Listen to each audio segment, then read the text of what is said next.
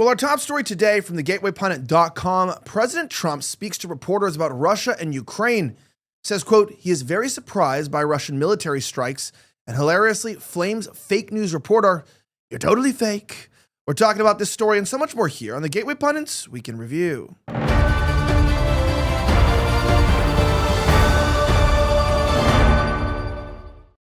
My name is Elijah Schaffer, and you're watching the Gateway Pundits Week in Review, where we cover the top stories of the last 24 hours.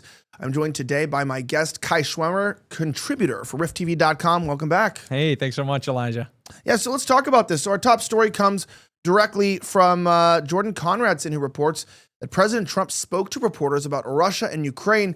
Says he's very surprised by Russian missile strikes, which have been killing many people, allegedly, according to Ukrainian reports. Check out this interview that he gave, and we are quite surprised because he's typically taken a better tune when it comes to Russia, and now he seems to be more upset about it. Yeah, I'll give you an update. I'm not happy with what Putin's doing. Provide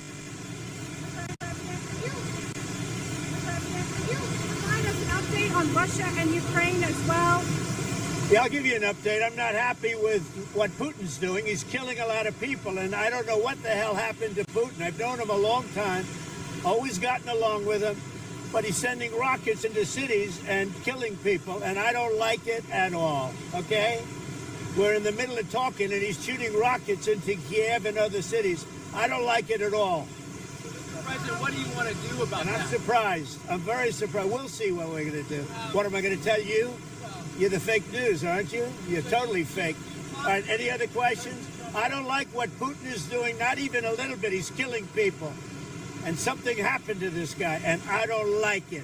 Can I follow up on that? A Russian commander reportedly said that Putin was almost caught in the middle of a drone attack from Ukraine.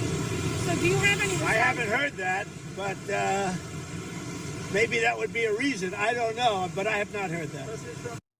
Okay, so obviously we have, these increased strikes going on right now in the middle of Ukraine. Apparently, there's dozens of civilians that are being killed.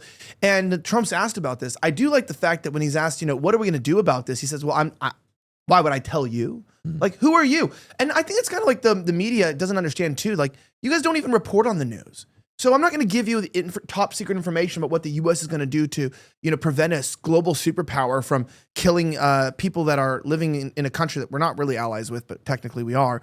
I think that was a smart move, and I also like the fact that he didn't actually pretend like he knew what he was going to do. Like it was safe to watch a politician in real time be like, yeah, we're monitoring the situation and we're unsure what to do. And I think that's good for U.S. aggression because when it comes to foreign policy, the U.S. is so quick sometimes to act out or to respond, right? That quote that were raised when we were growing up, like, if an American blood, equals American bombs, or, if one American dies, it's worth wiping out the whole city. And, I understand that patriotism and I'm all for that. But at the same time, like, it's caused a lot of problems, fighting these wars that really led to nothing. And so when it comes to taunting Russia, I feel like he handled that pretty well. But I am surprised, and I think as much as he is, why Putin is escalating the violence in Ukraine or intercity violence outside of the Eastern Front.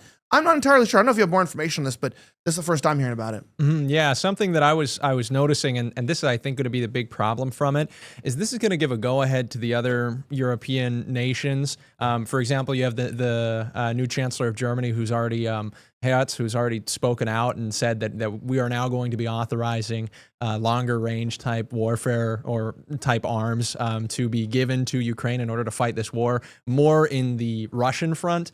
So far, the war has been cast as mostly defensive, but this is absolutely going to escalate to a point of, Ukraine going in and trying to do these more confrontational attacks on Russian soil. And I don't see anything good coming out of it. I loved seeing Trump say, this is just wrong. Innocent people are dying. We don't want to continue the war. And frankly, that's a message that is very comforting to hear from the U.S. president, is that we're not looking for more war. Yeah, it is different. I was hoping that he would be able to end the Ukraine war, though. I'm not going to lie about that. That was a huge thing that he said he promised he would do. He would basically get into peace talks in his first 100 days.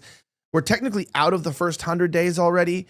And I don't necessarily blame him for that because we saw Keir Starmer, the Prime Minister of the UK, working diligently to prevent peace talks from happening. You know, you saw Zelensky disrespecting President Trump, and J.D. Vance was a very famous interaction. So I don't think like Trump really may have as much global positioning as he wishes he did, unless, of course, we were to induct them into NATO and were to make them subservient to us. Since we don't give them that membership, I feel like they hold that over us. They'll take our money, they'll take our weapons, but the fact that they might escalate things into Russia, you know, you have Netanyahu wanting to escalate things with Iran, and then you have Zelensky escalating with Russia.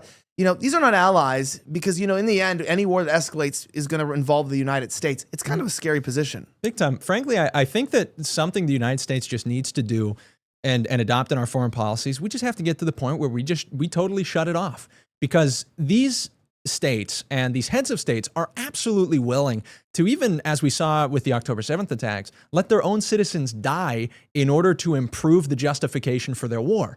That's wrong. I am 100% in favor of a United States foreign policy approach that is more calculated and that is even willing to say, I'm going all hands off. It's not to say we need to be absolutely isolationist, because I don't think that foreign policy is totally defensible, but we shouldn't give people this expectation that the United States will, you know, put its finger on the scale in favor of whoever is, I don't know, more Western, or in favor of whoever has been a more historic ally. I think sometimes we just need to step away and let them know that you don't get to allow your citizens to die as a justification for our involvement. Well, absolutely. And by the way, guys, we talk about this. You know, we talk about health here a lot. And, you know, we have this company we work with here called Van Man that I recently came across. Now, it's an awesome company. Why? Because it's products that we know and we love, right? From moisturizers to deodorant to toothpaste, but they're free of toxic chemicals. We're talking about no fluoride, completely rejecting the big pharma scam. And they focus on a more holistic and natural source for all of their products. I think I have one right here. Yeah, it's the Tallow and Honey Balm. What's really cool about this, it beats any moisturizer that I've ever used, and it lasts literally forever. You buy a little jar. They also package it in a way that you would understand they believe what they're saying, like it's glass and metal. There's no plastics. It's kind of a big thing right there. It also makes your skin feel great. This is a great moisturizer. It's good in the sun. Now, my favorite product as we get into summer is their carcinogen-free face sunscreen. That's just like pure zinc, and it's great. It has a good texture. And yes, I have 2 kids under 2, and I cake it on their little cheeks and here and there. My son's 7 months, so he goes in his birthday suit, and I'll just slather them with it. Now, why do I say that? Why? Because imagine products. I don't want to put anything on my kid's skin. It's so sensitive, right?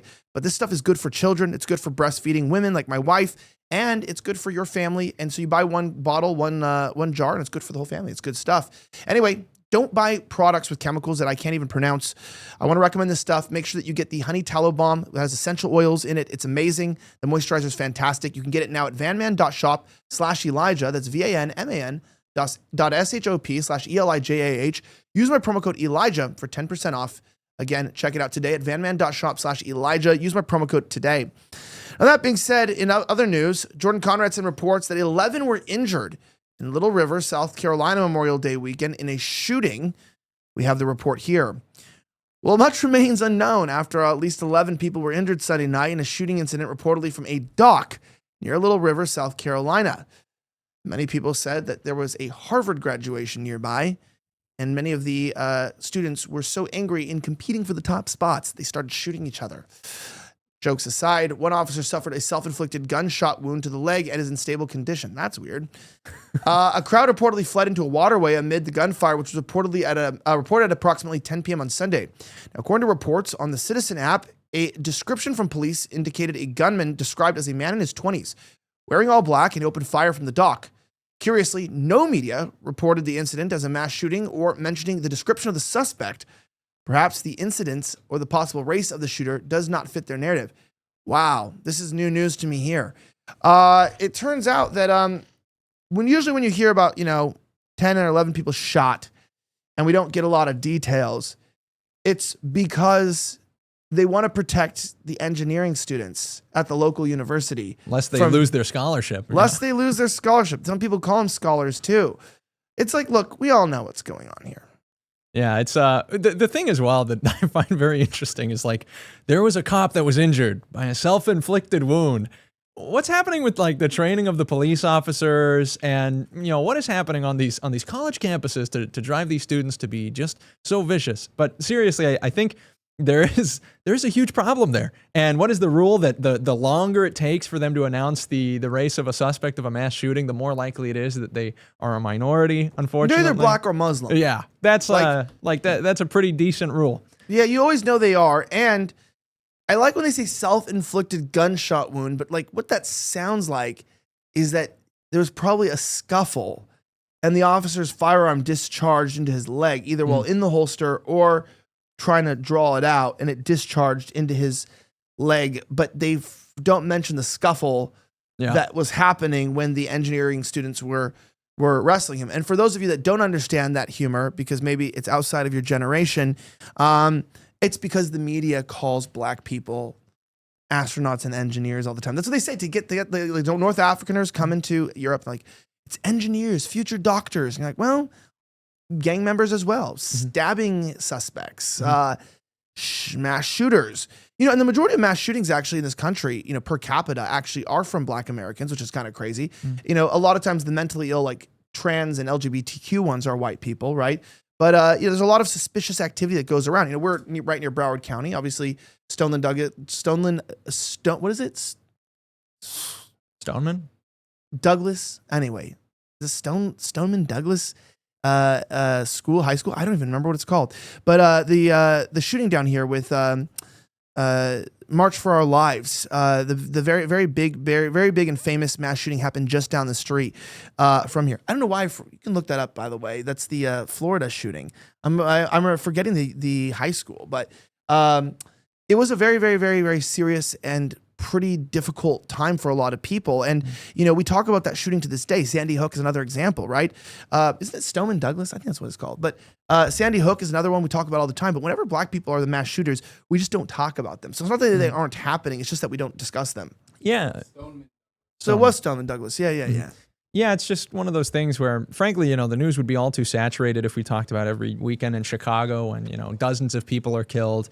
But it's totally just this manipulation of, you know, what we see. The same way that if you report disproportionately on, you know, helicopter crashes or airplanes that crash, people start to get the sense that, well, wait a minute, every time I'm going to step onto a plane, you know, I'm going to die. If we were truly reporting on just how many mass shootings there are and who exactly the perpetrators are, that would have like probably a pretty severe effect on the way that people go about living their lives. And I think that's what, you know, the media and that's what the left in this country is afraid of. They're afraid that people see the reality of the situation and adjust their attitudes and the way they act accordingly. Yeah, like the saying goes, maybe we were judging them by the content of their character the entire time. And that's not to say anything racial from this network, you know. It's about trying to find solutions to real problems. And it's actually a pro-black position to want to solve the black crime issue universally because, well, who are the main victims of black crime? It is black people, but also our whole country suffers. You know, the stats go up, the home values go down, and our reputation in the world diminishes. So we need to tackle that issue. Shout out to our black viewers and those that understand that, yeah, it's, you know, it's not racist to tackle racial crime. It is interesting. I make jokes just because the media refuses to acknowledge it, but I also understand that, you know, we don't want to make light of the situation because, you know, we don't want to be indiscriminately, you know, negative towards anyone because of their skin color. And we also are not trying to demonize an entire group of people because of the, you know, opinions of or actions of a minority in their group. But it's a very loud minority. And it's a very dangerous minority in the black community. And, you know, there's something we're going to have to do about it. That being said, we might be going to war with Iran. The military actually aired a powerful new recruitment ad underscoring the departure from the woke agenda. Margaret Flavin reported. We have the full video for you here. Played during a NASCAR race too, which I just realized I messed up. I was supposed to go to that. Check this out. Distractions. No more electric tanks. No more gender confusion. No more climate change worship. We are laser focused on our mission of warfighting. We will measure our success not only by the battles we win, but also by the wars we end, and perhaps most importantly, the wars we never get into. It's called peace through strength. You look into the eyes of these young Americans who are giving up the best years of their life in a uniform to serve their nation. They are incredible. Through our power and might, We will lead the world to peace. Our friends will respect us. Our enemies will fear us. And the whole world will admire the unrivaled greatness of the United States military.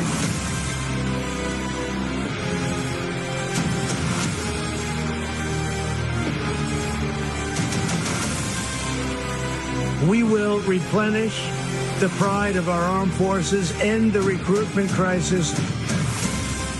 We don't fight because we hate what's in front of us. We fight because we love what's behind us. God bless you. God bless our armed forces. God bless our men and women serving overseas. And God bless the United States of America.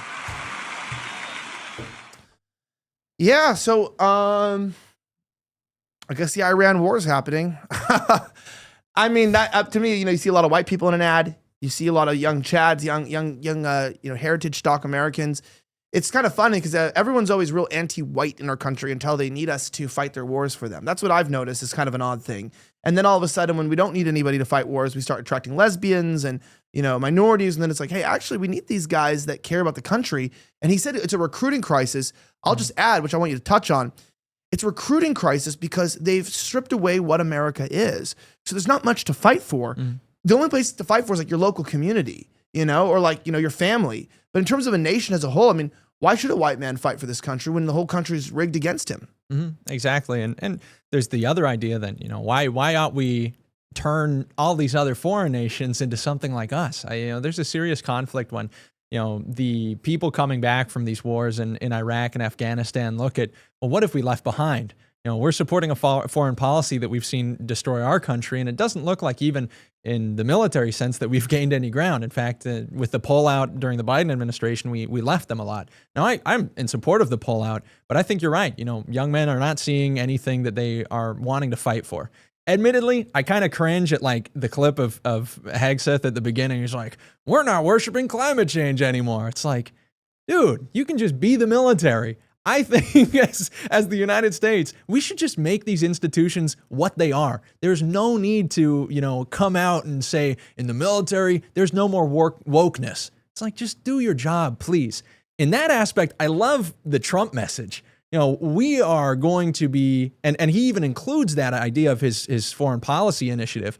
We are going to be avoiding wars. That's something that I love. How many people could you sign up to protect your country if you were telling them you're doing this not to fight in a war, not to die for some cause, but to stop that from even happening in the first place? That's what I think our military ought to be. It ought to represent our interests. Yeah, no, I agree. And I think ultimately speaking with these kinds of sensitive issues, you have to tell me in the comments, what do you think? Would you die for this country? Shout out to our veterans who have given their lives this Memorial Day. And we appreciate you. And we your families, especially the Gold Star families, the individuals who are, you've lost limbs, you've lost your mind, and to those that have killed themselves.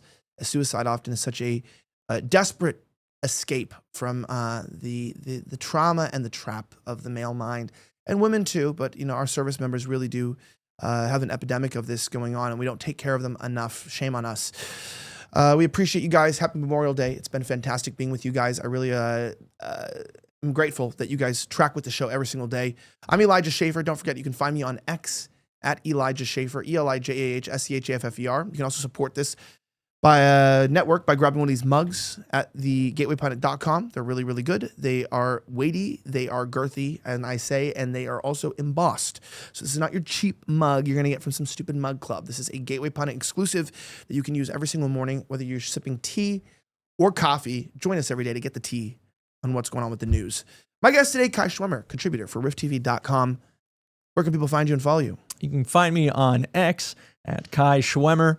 Thank you so much to all of the veterans and all the servicemen and women out there. We appreciate what you've done, and I hope someday we'll have an America worth fighting for. That's true.